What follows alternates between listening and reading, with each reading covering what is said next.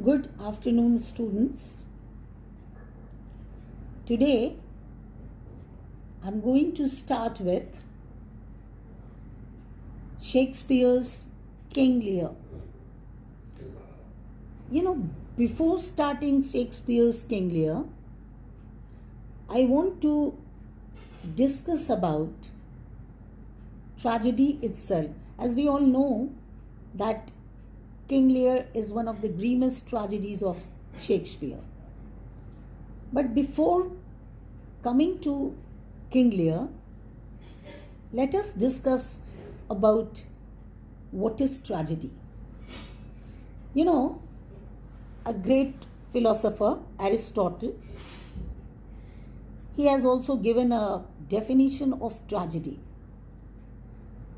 I'm just going through his quote that a tragedy is the imitation of an action that is serious and also as having magnitude, complete in itself, in appropriate and pleasurable language, in a dramatic rather than narrative form, with incidents arousing pity and fear, wherewith to accomplish a catharsis of these emotions.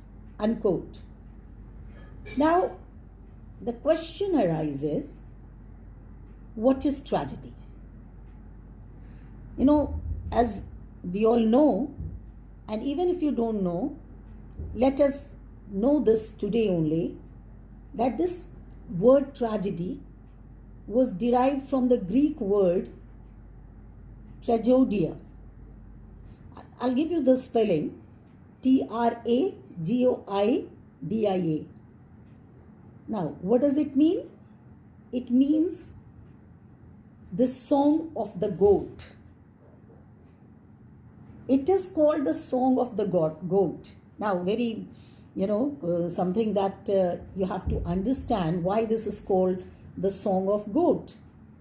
Because in ancient Greece, the theatre performers used to wear goat skin costumes to represent satyrs. Now, today in theatre and literature, a tragedy is a work that has an unhappy ending. Now, when we say unhappy ending, that means it must include the main character's downfall. There is a dictionary by Webster known as the Webster Dictionary. This dictionary has also given a definition of tragedy. I'm quoting that. Tragedy is a serious play or drama typically dealing with the problems of a central character, leading to an unhappy or disastrous ending brought on, as in ancient drama, by fate and a tragic flaw in this character, or in modern drama, usually by moral weakness, psychological maladjustment, or social pressures. Unquote. Now, today we will discuss, while going through all these definitions, that how is a Shakespearean tragedy different from a regular tragedies. Now, Shakespearean tragedy is a specific type of tragedy. When I say specific type, it means it's a written work with a sad ending where the hero either dies or ends up mentally, emotionally, or spiritually devastated beyond recovery. Now, this also includes all of the additional elements that will be discussed further. It has been said that there are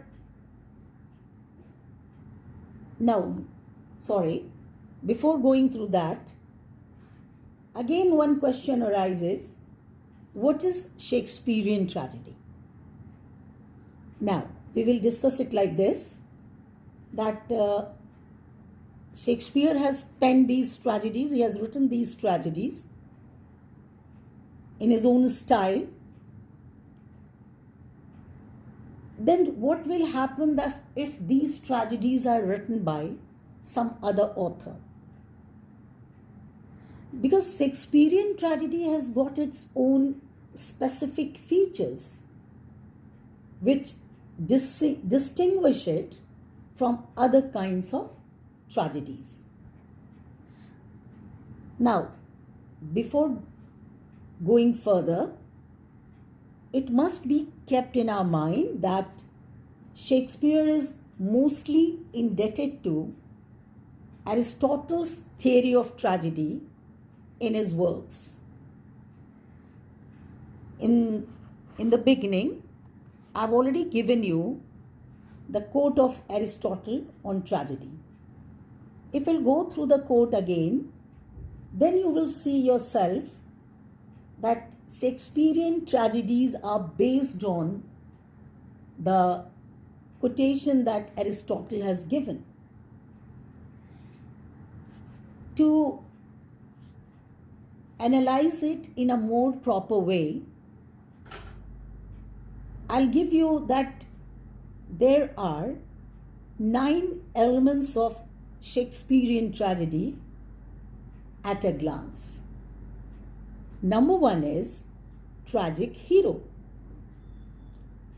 Because Shakespearean tragedies are all dominated by, not only tragedies, almost all of his dramas are dominated by, it's a hero dominated drama.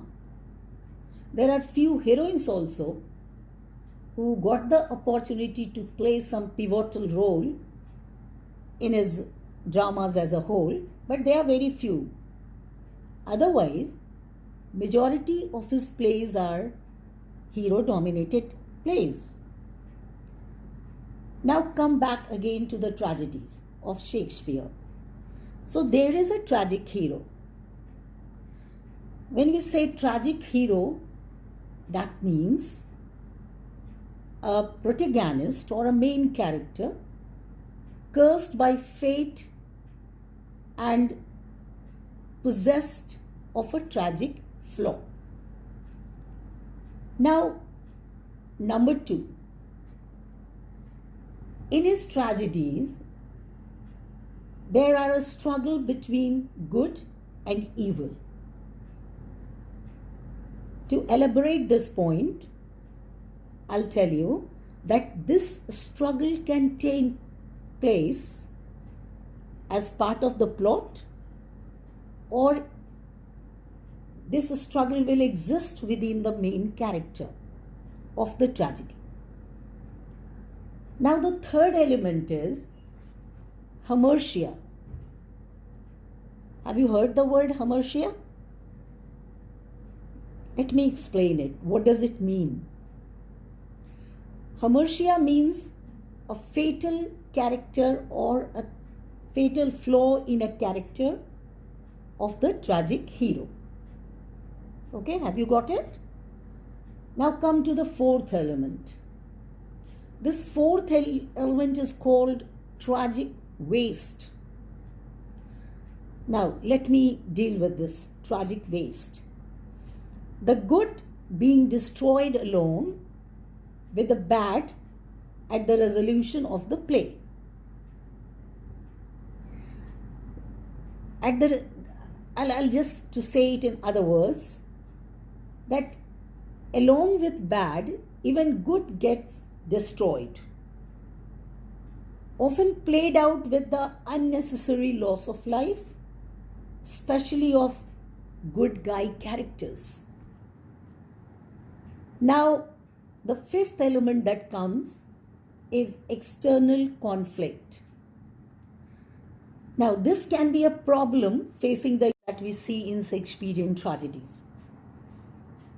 You know, the point which we were discussing, that point was lack of poetic justice. When the drama ends, it ends poorly for everyone. Along with bad guys, even good guys are punished, or good guys have also to suffer or to face the tragedy. It's not that bad guys are punished and good guys are rewarded. So if that would have happened, then we would be saying that, oh, poetic justice has been done. But it doesn't happen. So that's why it is said there is a lack of poetic justice. Last but not the least, there is a comic relief. One or more humorous characters who participate in the scenes of the tragedy. Now they are included,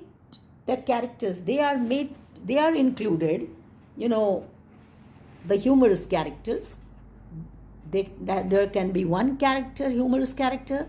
There can be more than one humorous characters. Why they are included?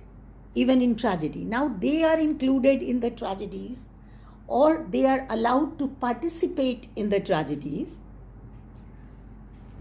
in some scenes, and they are done with the intention to lighten the mood of the drama. So this can be said that there is some comic relief also in the tragedies of Shakespeare. So these were the 9 elements of Shakespearean tragedy that we have just now discussed. Today I'll end my lecture by telling you only that now we have dealt with some of the elements of Shakespearean tragedy.